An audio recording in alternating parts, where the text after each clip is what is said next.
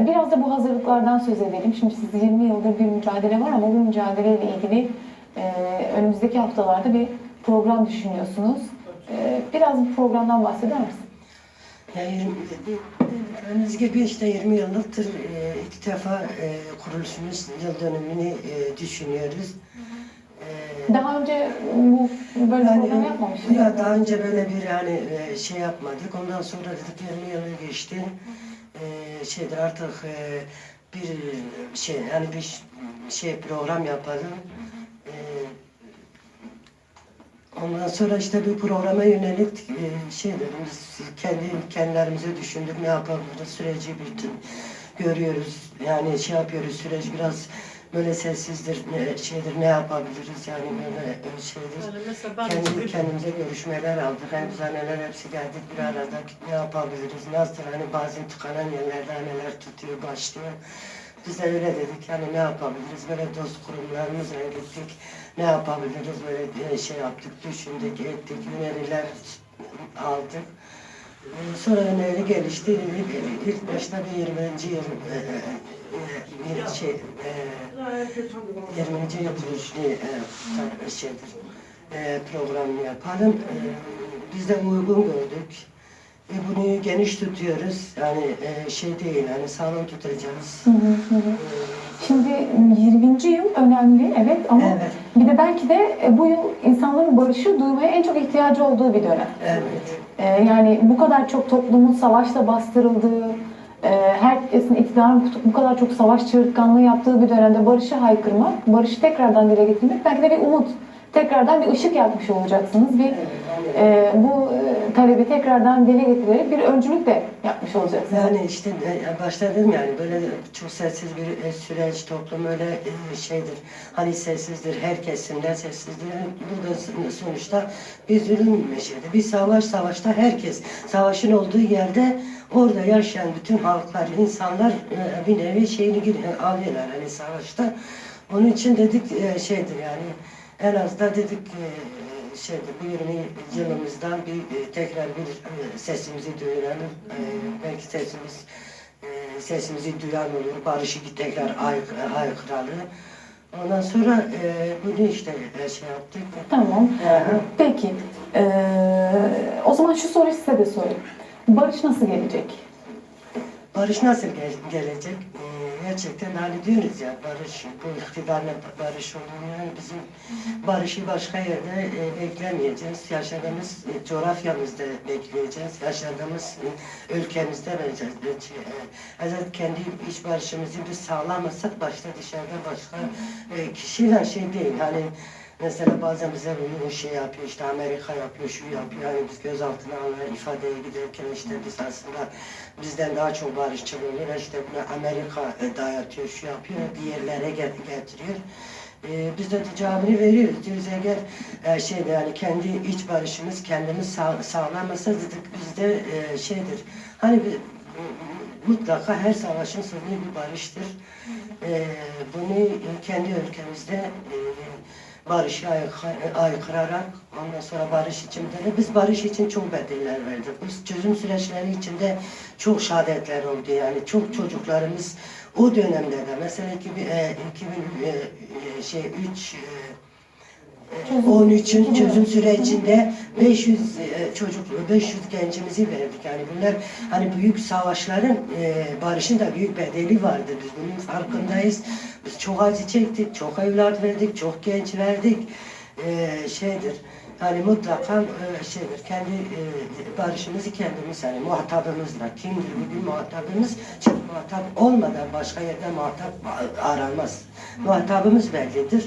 Biz barışı burada saklayacağız. Eninde sonunda yani şeyler. Hani nereye kadar? Zulüm nereye kadar? Yani baktığın zaman işte bazı aileler dedi ya hani yani mesela diktatörlük işte zulüm, işte, zulümü dayatanların sonu gelmiştir. Sanırım inşallah bu şeydir. Bu zulümün de sonu gelir. Barışı işte hani dedik ya. Yani Türkiye kendi gerçekliğiyle, yani kendi tarih gerçeğiyle yani yüzleşecek.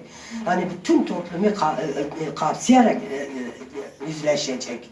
Hani Kürt sorunu zaten bu yılların yani yüzyılların sorunudur. Bugünkü sorunu değil. Bugünkü şeyde hani bir alternatif bırakmadılar bizim çocuklara. Hani bir 30 tane şeydir 30 küsur isyan olmuştur. İnsanlar asılmıştır yani bütün isyan liderleri asılmıştır. Biz bunların farkındayız yani. Yani bunlar hepsi olmuştur işte şeydir. Ne oldu? Artık başka alternatif kalmadı. Ne okuldan ne üniversitelerden ne şeylerden elde bu ayrıcalık, ötekileştirme bunu çok iyi biliyoruz. Ne oldu? Çocuklarımız yani savaşmışlar ama barış için savaşmışlar. Eşitlik için savaşmışlar. Birlikte yaşamak için savaşmışlar yani. Bunu biz çok iyi biliyoruz. Bunların farkındayız. Artık kendi tarihiyle yüzleşecek bu topluma şeydir. Artık bu topluma başta Kürtler olarak bu savaş sürecinde bu işte yoksullukta, pahalılıkta, işte kadınlar sonuçta savaşlarda çocuk kadın çok şey görüyor mesela. Bugün görüyoruz ki şeydir. Yani bunu da çok iyi biliyoruz. Biraz da kadınlara bağlıdır, annelere bağlıdır. Hani kadınlardan çok korkuyor. Kadınlar güçlendi mi biliyoruz şeydir. Çok korkuyor çünkü kadınlardan. Kendi gücümüze güveniyoruz. Hani bir an önce bir anne olarak yani şeydir. Artık şeydir. Hani savaşlar bir yere kadar bir yerden sonra mutlaka Barış gelecek diyorsunuz. Siz de barışın yüzleşmeyle mümkün olacağını söylediniz. Tabii ki. Tamam. Diğer anneyle devam edelim isterseniz biraz da. Sizce barış nasıl gelecek? Bir de işte anneler de söz ettiler biraz önce. Barış olursa da onurlu bir barış olsun dediler. Onurlu barış nasıl olur? Şimdi ben biraz kutlamayla bir kelime söylemek istiyorum. Şimdi niye yani 20. yılın kutlamasıyla daha önce oldu mu olmadı mı? Şimdi bu şeyler gerçekten süreçle bağlı bir şeydir. Çünkü çok sessizlik var, çok korku var, çok bastırma var. Sindirme var, tecrit var. Yani ne diyorsun? Sokaklardan yürürsün bir tecrittir. Yani biz geçen gün Salı günü gittik Gebze'de. Orada kimlik kontrolü. Dün çocuklarımız bizim Mardin'den misafirleri var. Şimdi gitmişler aşağıda her üst geçitte bir kimlik kontrolü var. Bu bir tecrittir aslında. Bir sindirmedir, bir göz dağmadır. Bunun için yani her zaman diyor ya her bir yerde bir tıkanıklık olursa ya anneler ya kadınlar yani anneler kadınlar zaten bilirler beraber yani bir el atıyorlar. Bu bir şey yani biraz öncülük yapıyor biraz bu korku bu şeyi kırmak için biz bunu karar verdik. İnanıyoruz ki bu kutlama biraz toplumu sadece Kürt'ü değil tabii en çok Kürtleri etkilenecek toplumu biraz o korkusunu belki kırdırabilir. Çünkü biz bütün herkesi davet edeceğiz bu kutlamaya. Yani hem bizim dışımızdaki kişileri davet etmek istiyoruz. Bir de biz onları da katılmalarını istiyoruz aslında. Bu belki bu topluma bir umut, bir sevgi, bir ön açıcı bir şey verebilir. Bunun için biz bunu yani karar verdik. Gerekiyor dedi. 20 yıldır hiçbir zaman öyle bir şey barış anaları yapmamış. Yıl dönemi kutlamamış. Ama bunu gerekiyordu yani bu süreçte gerekiyordu. Çünkü en çok ihtiyacımız olduğu bir dönemdir. Yani nasıl cezaevlerin kapısında çocuklarımız işte 3-4 aya kadar açlık grevde kaldılar. Yine anneler çıktı. Çocuklara sahiplendi. Yani anneler her zaman halka, çünkü halk annelerin çocuklarıdır. Sahip çıkacak, o elleri açmak için her şey yapacak yani. Bunu inanıyoruz. Bunun için başvurduk. Diğer soruya söyle. Tamam. Ben diğer soruya... Barış nasıl gelecek? Ya da onurlu bir barış nasıl olmalı? Şimdi barış nasıl gelecek? Yani Perihan Aray'a böyle bir soru sordun.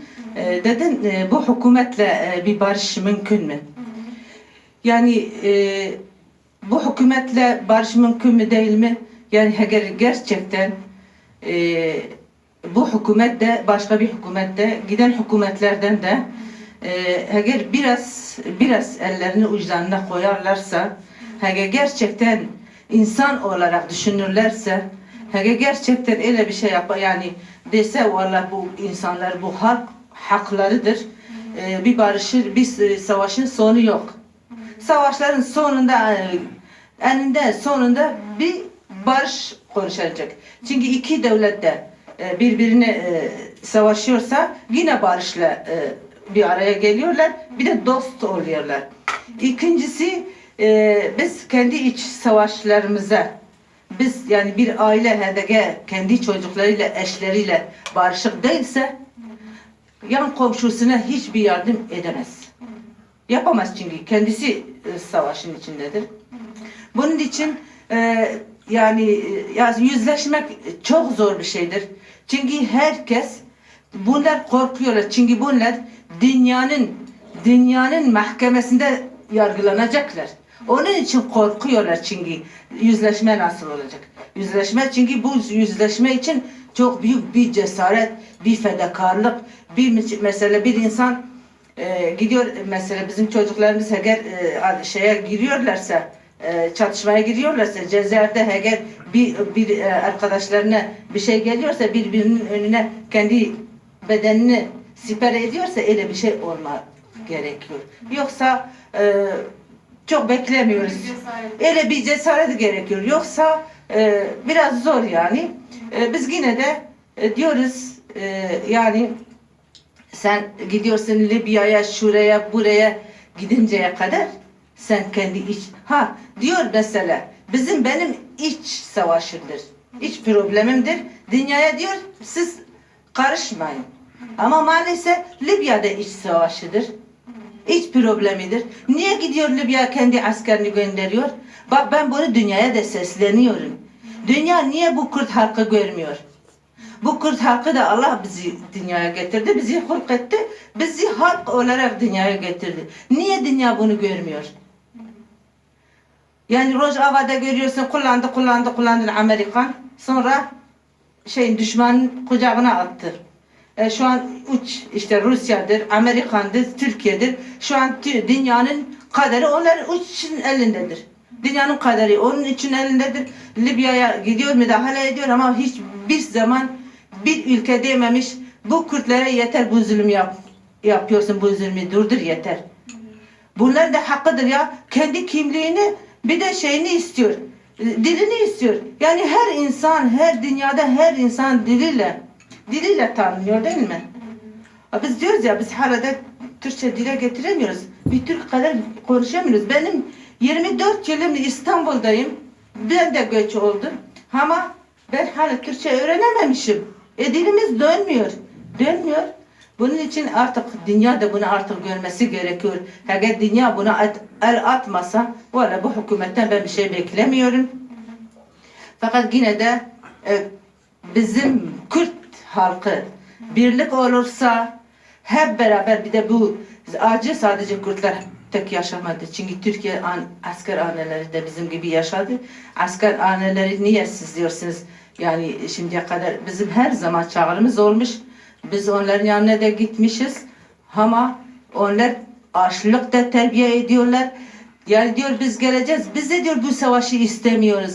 Hiç kimse istemiyor çocuğu gitsin dağlara şehit düşsün gelsin. Çünkü eğer bir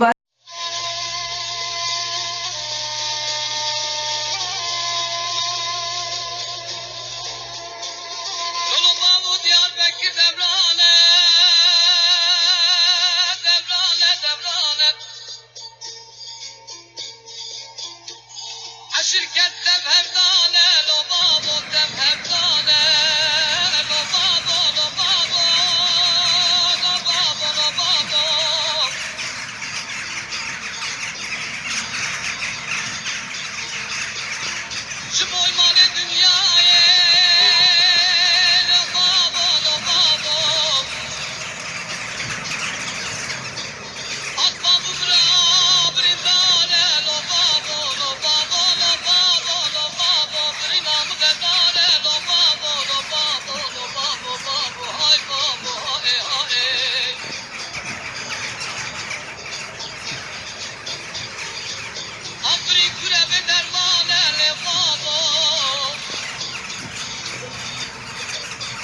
في حرم الزاد